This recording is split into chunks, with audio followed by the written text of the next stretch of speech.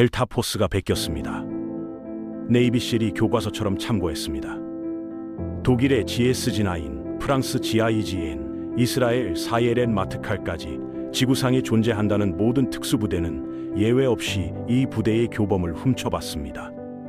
지금 우리가 영화나 게임에서 보는 특수부대라는 개념 자체가 바로 이 부대에서 시작됐습니다. 소수 정예로 적 후방 깊숙이 침투해서 기습하고 유령처럼 사라지는 전술, 검은 복면을 쓰고 창문을 폭파하며 인지를 구출하는 그 전율 돋는 장면들, 콜 오브 듀티랑 레인보우 식스에 나오는 전설적인 특수부대 캐릭터들까지 전부 여기서 탄생했습니다. 1941년 북아프리카 사막에서 단 55명으로 시작해서 전 세계 특수전의 표준을 만든 부대, 바로 영국 SAS입니다. 선발 통과율 10% 미만, 작전 성공률 90% 이상이라는 괴물 같은 기록을 가진 부대입니다.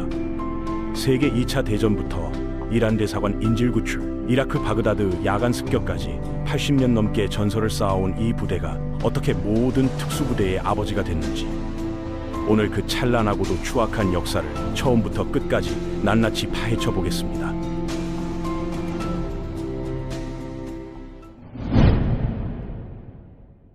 특수부대라는 개념이 원래부터 있었던 게 아닙니다. 누군가 미친 짓이라는 소리를 들어가며 처음 만들어야 했습니다.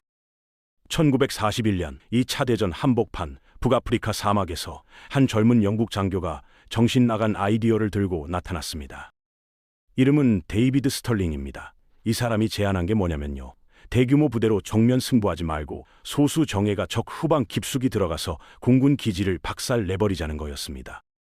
당시 상식으로는 말도 안 되는 개소리였습니다. 전쟁은 수만 명이 탱크 끌고 포 쏘면서 전선을 밀고 당기는 거였거든요. 고작 몇십 명이 적진 한가운데 들어가서 뭘 하겠다는 건지 다들 정신 나간 짓이라며 고개를 저었습니다. 하지만 스털링은 끈질기게 밀어붙였습니다. 스털링이 처음 대원을 모집할 때 쓴 포스터 문구가 아주 걸작입니다. 지루한 전선 생활이 죽기보다 싫은 자만 지원하라. 죽을 각오는 필수다. 라는 선전포고였습니다.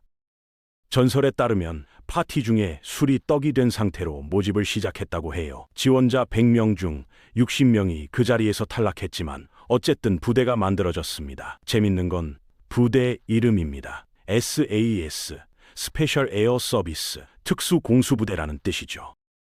사실 이 부대는 처음에 존재하지도 않았습니다. 이게 무슨 소리냐고요? 독일군을 속이려고 만든 가짜 이름이었습니다. 대규모 공수부대가 있는 것처럼 보이게 해서 적을 혼란시키려는 기만 작전의 일부였어요. 유령 부대로 시작한 겁니다. 1941년 11월 첫 실전이 시작됐습니다. 리비아 후방에 있는 독일 공군 기지를 기습하는 작전이었어요. 55명이 낙하산 타고 투입됐습니다.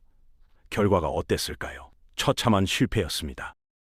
사막에서 갑자기 살점을 도려내는 듯한 모래폭풍이 몰아쳤거든요. 착지하다가 바람에 날려서 부대가 뿔뿔이 흩어졌고 34명이 사망하거나 포로가 됐습니다. 첫 작전에서 거의 전멸한 겁니다. 보통 여기서 끝나죠.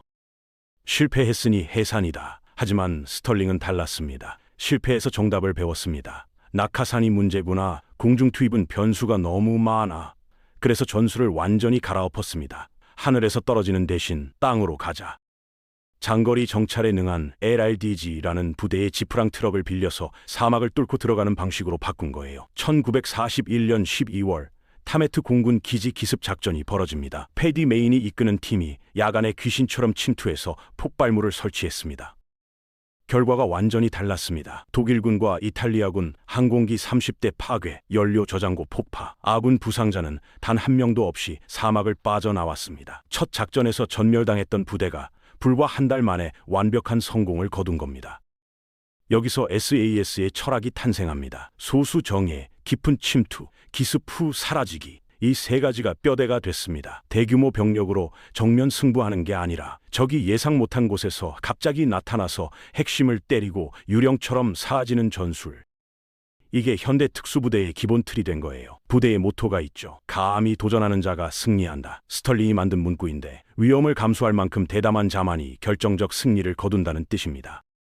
이 모토를 전 세계 특수부대들이 차용하거나 변형해서 쓰고 있습니다. 부대 내부에서는 자조적으로 누가 이기든 뭔 상관이냐고 비틀어 부르기도 한데요. 그만큼 자존심과 냉소가 공존하는 문화입니다. 자기들이 최고라는 자부심이 있으니까 저런 농담도 하는 거죠. 2차 대전 내내 SAS는 사막의 유령으로 활약했습니다. 숫자가 정말 놀라워요. 북아프리카에서 독일과 이탈리아 항공기 250대 이상을 파괴했고 연료 700톤을 폭파했습니다. 롬멜의 아프리카 군단 보급선 3분의 2를 차단하며 적의 눈과 발을 마비시킨 겁니다. 재밌는 에피소드가 있어요. 1942년에 대원들이 적 보급 창고를 습격하다가 양떼를 훔쳐서 사막을 건넌 적이 있습니다. 양들이 소음이랑 발자국을 감춰주고 고기 공급원 역할까지 했어요. 적들이 양 도둑 부대라고 놀렸다는 전설이 있습니다. 특수부대가 양치는 목동 역할을 한 거죠. 활동 범위도 넓어졌습니다. 이탈리아, 프랑스, 노르웨이까지 유럽 본토로 확장됐습니다. 철도 파괴, 교량 폭파, 파르티잔 지원, 심지어 나치 고위 장교 제거 작전까지 수행했습니다. 아이러니한 건 창설자 스털링 본인도 1943년에 포로로 잡혔다는 겁니다. 탈출을 3번이나 시도했지만 전부 실패하고 나치 수용소에서 2년을 보냈습니다. 하지만 그때 이미 특수작전 부대라는 개념 자체를 현실로 만들어버린 뒤였습니다. 1945년 전쟁이 끝나고 부대는 해체됐습니다. 더 이상 필요 없다는 판단이었죠. 전쟁 끝났으니까 특수부대도 끝이다. 하지만 금방 다시 살아났습니다. 왜냐고요? 영국 제국이 아직 안 끝났거든요. 말레이시아 비상사태, 케냐 마오마오 반란, 오만, 예멘 등 영국이 식민지를 유지하려고 싸워야 하는 곳이 계속 생겼습니다. 정규군으로는 감당이 안 되는 지독한 게릴라전이었습니다. SAS가 다시 투입됐습니다. 1970년대 오만 반란 진압이 대표적이에요. 산악 게릴라 500명을 사살하고 현지 부족을 훈련시켜서 반란을 진압했습니다. 이때 만들어진 게 대반란 작전, 코인 교본입니다. 현지인을 훈련시켜서 반란 세력을 잡는 방법론, 이게 나중에 미군과 나토의 필독 사례가 됩니다. 이제 이들을 전 세계에 각인시킨 역사적인 순간을 얘기해 볼게요. 1980년 4월 30일 런던 한복판에서 사건이 터졌습니다. 무장 테러범 6명이 이란 대사관을 점거하고 26명을 인질로 잡은 겁니다. 영국 정부는 처음에 협상을 시도했습니다. 그러면서 동시에 대테러 전문 부대인 CRW 윙을 대기시켰습니다.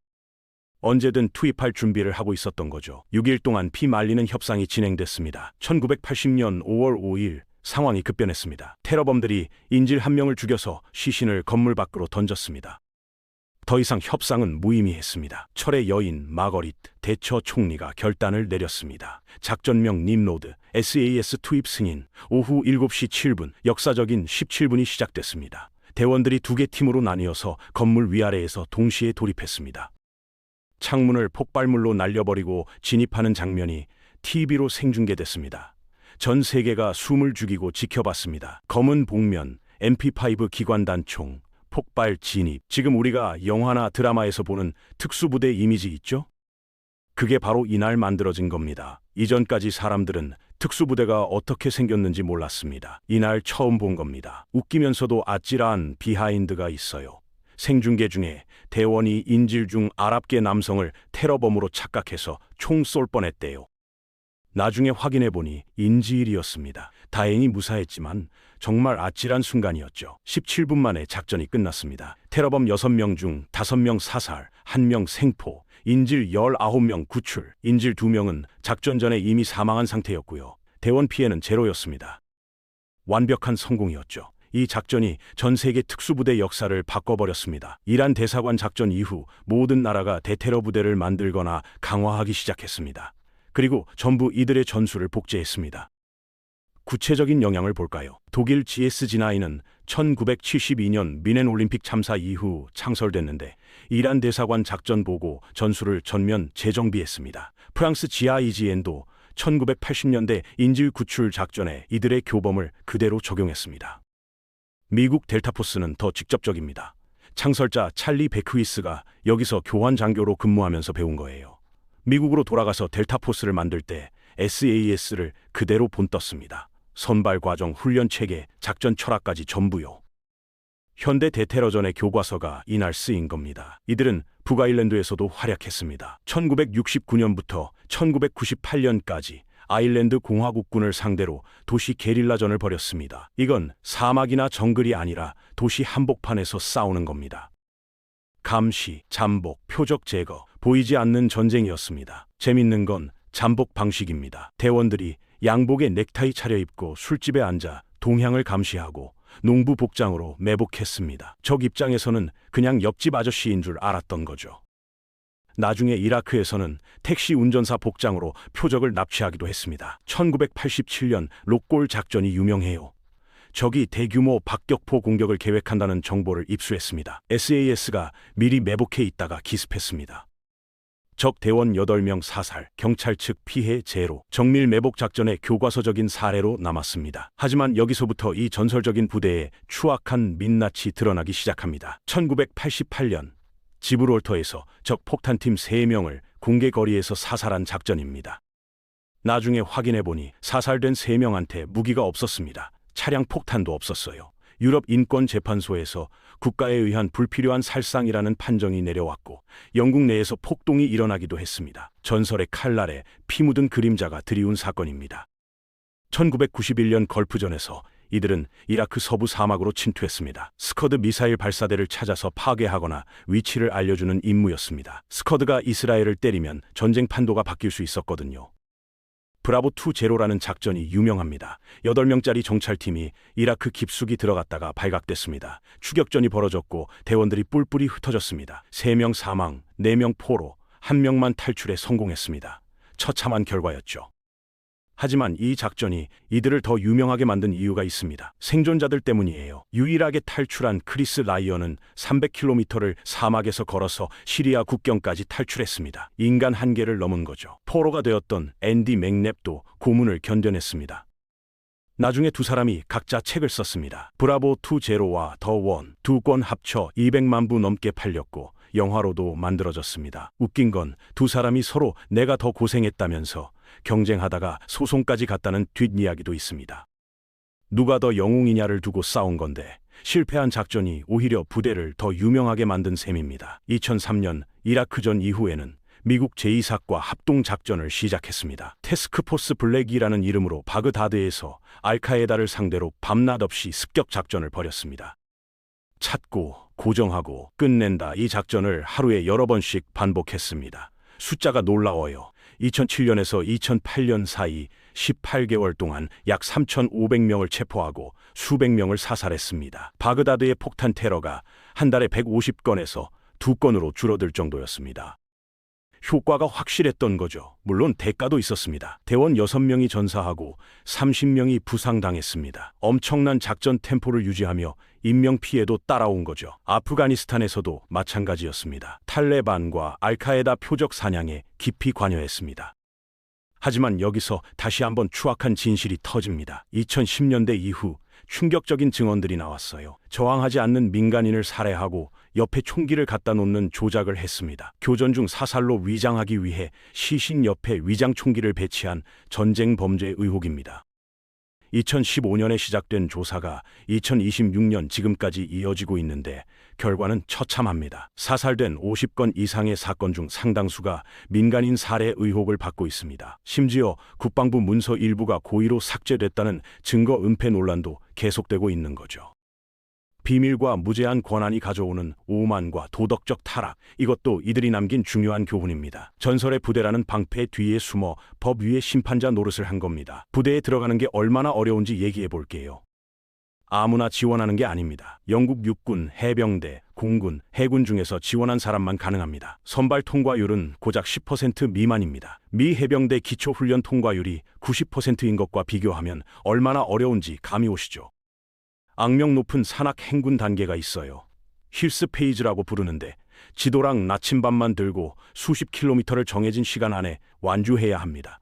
체력과 내구성, 자기 통제력을 전부 시험하는 거죠.